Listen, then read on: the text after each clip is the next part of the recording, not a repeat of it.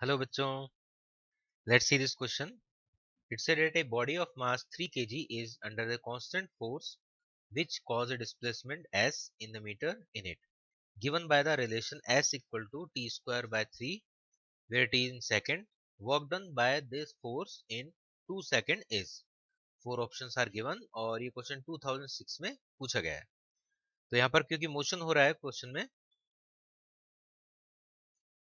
तो इसको सॉल्व करने के लिए जो हम की कॉन्सेप्ट अप्लाई करेंगे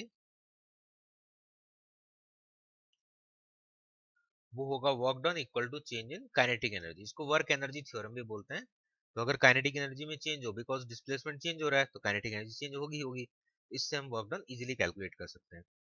तो यहाँ पर हम फॉर्मूला अप्लाई कर सकते हैं half m final speed square minus initial speed square. अब स्पीड को कैलकुलेट करने के लिए जो इन्फॉर्मेशन गिवन है उसको हम देखते हैं. क्वेश्चन में रिलेशन दिया है s equal to t square by 3. तो स्पीड निकालने के लिए हम डिफरेंशिएट कर देंगे. टी स्क्वायर का हो जाएगा twice T, so it will B 2t/3. ये हो जाएगा स्पीड का फॉर्मूला. अब हमें 2 सेकंड तक कैलकुलेट करना है स्टार्टिंग से. तो first of all t equal to zero पे देखेंगे हम. At t equal to zero जो वेलोसिटी उसको v1 बोल देता हूँ, जीरो पुट करेंगे then it will be zero. Next calculate करते हैं at t equal to 2 second. t equal to 2 put करेंगे देन इट विल बी 4/3. अब ये दोनों वैल्यूज को हम पुट कर देंगे फॉर्मूले में. मास तो क्वेश्चन में गिवन है ही, half into 3 kg into 4/3 square minus 0 square. तो ये हो जाएगा 16/9 और यहाँ से ये कैंसिल आउट होगा.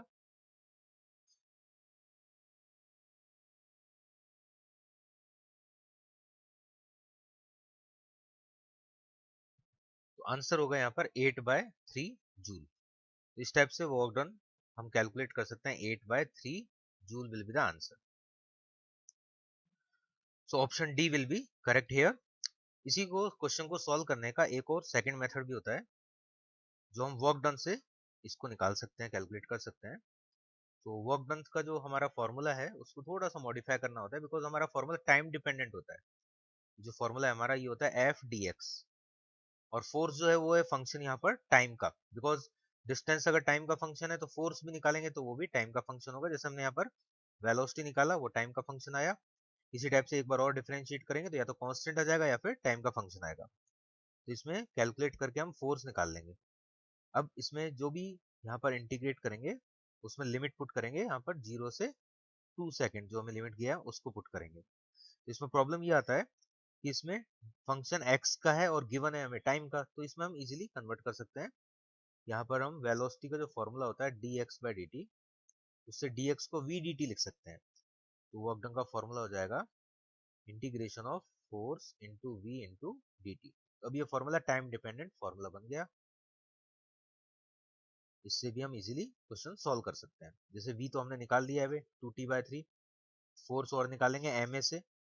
m तो कांस्टेंट है बाहर आ जाएगा, तो अंदर बचेगा acceleration into speed into dt. Put करेंगे वैल्यू, लिमिट लगाएंगे टाइम का और उससे हमारा यहाँ पर answer same answer 8/3 jute mill जाएगा. तो ये एक सेकंड मेथड है, ये भी याद रखना है हमें. Hope you understand it well. Best of luck.